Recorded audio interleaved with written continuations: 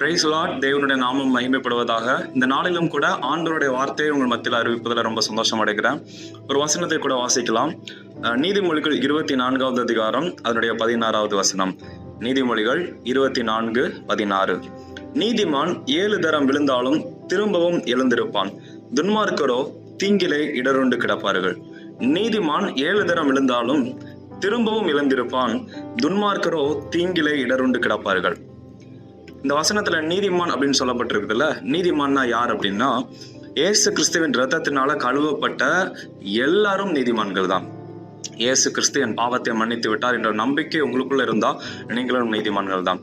அந்த நீதிமான் 7 தரம் விழுந்தாலும் திரும்பவும் எழுந்திருப்பானாம். நமக்குள்ள ஒரு டவுட் வரலாம், நீதிமான் சொல்லப்பட்டிருக்குது, அப்ப ஏன் அவன் விழுறான் அப்படின்னு. இந்த உலகத்துல பிறந்த எல்லாருடைய வாழ்க்கையிலுமே தவறுகள் உண்டு. இந்த உலகத்துல சொல்ல போனா தவறு செய்யாத மனுஷனே கிடையாது, அப்படிதானா? எல்லாருடைய வாழ்க்கையிலும் ஏதாவது ஒரு சூழ்நிலையில ஆண்டவருக்கு பிரியம் இல்லாம ஏதோ ஒரு காரியத்தை விட்டு ஆண்டவரை துக்கப்படுத்துகிற காரியத்தை செய்து அவரை விட்டு விலகி போகிற அனுபவங்கள் வரத்தான் செய்யும். ஆனால் அப்படிப்பட்ட சூழ்நிலையிலும் கூட நீதிமான் என்ன செய்வானா, அவன் திரும்பவும் எழுந்து நிற்பான். ஆங்கில வேதாகமத்துல அழகா இப்படி சொல்லப்பட்டிருக்கிறது என்ன அப்படின்னா, they may trip 7 times but each time they will rise again. அவன் ஒவ்வொரு தடவை கீழே விழுந்தாலும் அவன் திரும்பவும் ஒவ்வொரு தடவை எழுந்திருப்பானா. ஆமென். ரொம்ப அருமையாக சொல்லப்பட்டிருக்கு. ஒவ்வொரு தடவை நம்ம கீழே விழுந்தாலும் கூட நான் ஆண்டவருடைய பிள்ளை அப்படிங்கிற ஒரு உணர்வுனால அவன் திரும்பவும் எழுந்திருப்பான்னு ஒரு காரியம் சொல்லுவாங்க. என்ன அப்படின்னா, விழுவது தவறு கிடையாது, விழுந்து கிடப்பதுதான் தவறு அப்படின்னு. இன்றைக்கும் கூட இதை பார்த்து கொண்டு இருக்கிற பலருக்கு ஒரு கேள்விகள் இருக்கலாம். நான் இந்த விஷயத்தை செய்து அவர் விழுந்து கிடக்கிறேனே, இனிமே என்ன ஆண்டவர் ஏற்றுக்கொள்வாரா, இனிமே நான் எப்படி எழுந்திருப்பேன் அப்படின்னு சொல்லி. ஆனா நான் உங்களுக்கு சொல்றேன், எப்பொழுதுமே ஆண்டவர் நம்ம ஏற்றுக்கொள்வதற்கு தயாராக தான் இருக்கிறார். ஆனால் நம்ம தான் நம்மளுடைய இருதயத்துல ஒரு குற்ற உணர்ச்சியில இருந்து கொண்டு அதுல இருந்து வெளியே வர முடியாம கஷ்டப்பட்டுட்டு இருக்கிறோம். இன்றைக்கும் கூட இந்த வசனத்தின் மூலமாக ஆண்டவர் உங்களோட இடைபடுவாராக. நீதிமான் 7 தரம் விழுந்தாலும் திரும்பவும் எழுந்திருப்பான். ஒன்னு சொல்லுவாங்கல்ல, பால் கெட்டு போனதா என்னதான் மாறுது, தயிரா மாறுது.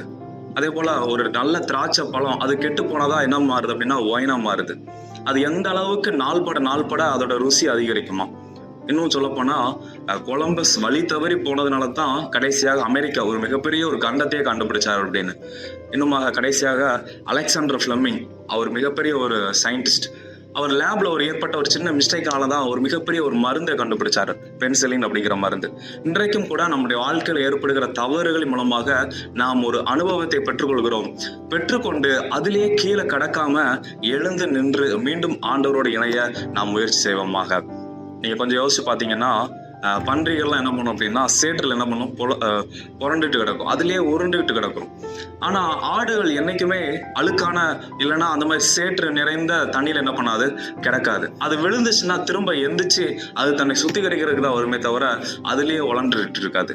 அதே போலதான் நம்முடைய வாழ்க்கையில தவறுகள் ஏற்படும், பிள்ளைகள் ஏற்படும். ஆண்டவரை விட்டு தூரம் போகிற சூழ்நிலைகள் வந்தாலும் கூட திரும்பவும் எழுந்து நின்று அவரோடு இணைகிற அனுபவம் நமக்குள்ள உண்டாகட்டும். இதை பார்த்து கொண்டிருக்கிற உங்களிடத்துல நான் சொல்கிறேன், ஒருவேளை நீங்க விழுந்ததாக, நான் ஆண்டவரை விட்டு ரொம்ப தூரம் போனதா நான் உணர்றேன் அப்படின்னு சொன்னா, இன்றைக்கு ஆண்டவரிடத்துல உங்க வாழ்க்கையை அர்ப்பணிங்க. ஆண்டவரே, நான் திரும்பவும் எழுந்திருக்க ஆசைப்படுகிறேன், திரும்பவும் உம்மோடு இணைய ஆசைப்படுகிறேன் என்று சொல்லுங்க. அவர் நிச்சயம் உங்களை தூக்கி நிறுத்துவார். ஒரு அழகான ஒரு உதாரணம் சொல்றாருல, எரேமியா 18வது அதிகாரத்துல, அந்த அழகாக வணைகிற அந்த மண் பாண்டம், அந்த பாத்திரம் அவன் கையில் இருக்கும் பொழுதே கெட்டு போகிறது. உடனே அவன் தூரத்துக்கு போடாம அதை திரும்ப அழகா இன்னொரு பாத்திரமாக வணைகிறான். ஆண்டவருடைய கரத்துல இருக்கும் பொழுது சில நேரங்கள் அவரை விட்டு நாம் வெளியே போயிட்டு வருவோம். சில நேரங்கள் நம்முடைய வாழ்க்கையில தவறுகள் ஏற்படும். அதன் மத்தியிலும் அவர் நம்மை தூக்கி போடாமல் திரும்ப அழகாக வேறொரு பாத்திரமாக வணைவாராக. இதை பார்த்து கொண்டு இருக்கிற நீங்களும் இன்றைக்கு ஒரு தீர்மானம் எடுங்கள். ஆண்டவரே, நான் இந்த விஷயத்துல தவறு குறைவுபட்டிருக்கிறேன், இந்த விஷயத்துல உண்மை விட்டு தூரமா இருக்கிறேன், இன்றைக்கு நான் மீண்டும் உம்மோடு இணைய இன்னும் உண்மை கிட்டி சேர நான் விரும்புகிறேன் என்று சொல்லுங்க. அவர் உங்களை தூக்கி நிறுத்துவாராக. என்னோடு கூட சேர்ந்து கண்களை மூடி ஜெபிக்கலாமா? எங்கள் பரலோக பிதாவே, இயேசு கிறிஸ்துவின் நாமத்தில் உங்களுடைய சமூகத்தில் வருகிறேன். இந்த நாளிலும் கூட ஆண்டவரே, நீதிமான் 7 தரம் விழுந்தாலும் எழுந்திருப்பான் என்ற வசனத்தின்படி எங்களுடைய வாழ்க்கையில் ஒருவேளை இடறுதலுக்கான காரியங்கள், உம்மை விட்டு தூரம் போகிறதான காரியங்கள் இருக்கிறது என்று சொன்னால் திரும்பவும் நாங்கள் எழுந்து நிற்கிறோம் ராஜா. இன்னும் உம்மோடு இணைய, இன்னும் உம்மை கிட்டி சேர எங்களுக்கு உதவி செய்வீராக. இதை பார்த்து கொண்டிருக்கிற ஒவ்வொருவருக்கான நான் ஜெபிக்கிறேன், எல்லா குற்ற உணர்வுகளும் மாறட்டும் அப்பா. என் தேவன் எனக்காக காத்து கொண்டிருக்கிறார் என்ற உணர்வு அவர்களுக்குள்ள உண்டாகட்டும். இந்த நாளும் கூட ஆசீர்வாதமான நாளாக அமைய முடிய நாங்கள் ஜெபிக்கிறோம். எங்களை தாழ்த்தி தருகிறோம், பெருமையாக்குகிறோம். இயேசுவின் மூலம் ஜெபிக்கிறோம் நல்ல தகப்பனே. Amen. Thank you. God bless you. Have a nice day.